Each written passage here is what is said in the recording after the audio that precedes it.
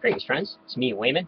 Sorry it took so long for me to get back on here. Been kind of busy, so I just want to come on and comment about religion and society because a lot of that's going on in the news. You've all seen the Tod Akin fail video where he's talking about legitimate rape and all that with the junk science he got from John C. Wilkie, Doctor John C. Wilkie, back in the late '80s, and then they try to distance themselves.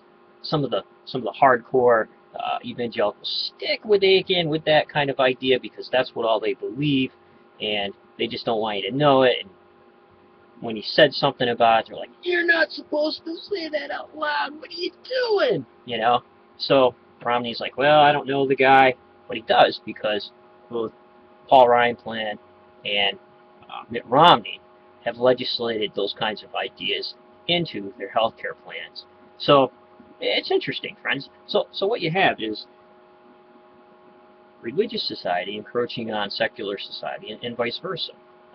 Even in Germany and places like that, in France, you see anti-circumcision laws and anti-burqa laws and all kinds of things happening. And on the other side, you see religion encroaching on secular society, trying to cow them into doing the same ideas and belief systems that they might have when you're not even part of the belief system. So I think there needs to be some kind of balance because I definitely see rites of passage, rituals, and things like that, and certain rituals within religious groups as being important because we lost a lot of that.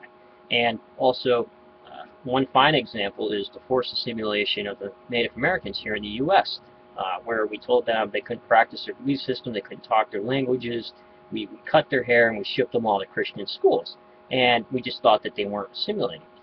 But I don't think that forced assimilation is a very good way to go. So there definitely needs to be a balance between the encroachment on both sides, either the religious society and secular society. But usually when religion gets in the government, like we're seeing now with the neocons and the evangelical fundamentalists and the junk science people that are coming out with all these crazy ideas, that when they speak about free speech, liberty, and justice, they only speak about that for themselves, friends, and they don't care about you.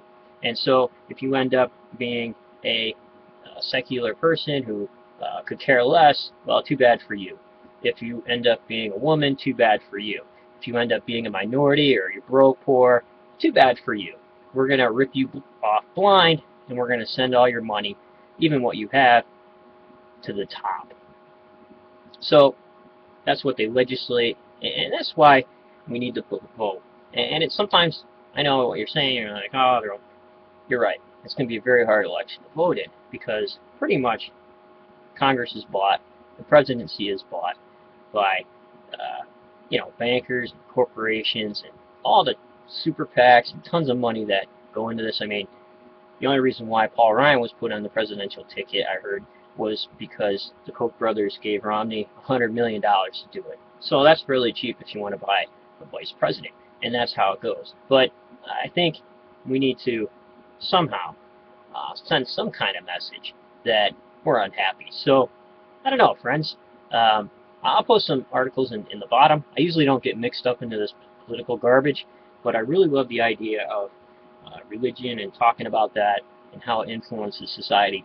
And this is one of those things. So whether John C. Wilkie, is able to push his views, and no matter how Mitt Romney distances himself from those kinds of people, definitely it's showing up in their legislation. So they just aren't. They're just not supposed to talk about it out loud. So take care, friends. And remember, everybody's thinking alike, and somebody isn't thinking.